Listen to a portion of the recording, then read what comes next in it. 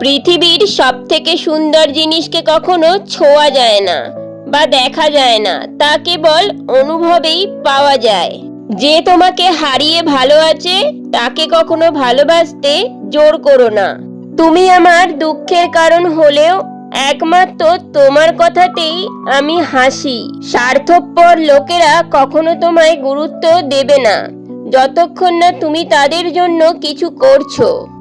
যতক্ষণ না তোমায় আমি ভালোবেসেছি ততক্ষণ আমি কখনো বুঝিনি যে আমার হৃদয় এতটা কষ্ট সহ্য করতে পারে। আমি চাই যে তুমি বোঝো, তুমি জানো, কিন্তু আমি কখনো তোমাকে মুখ ফুটে তা বলতে পারবো না।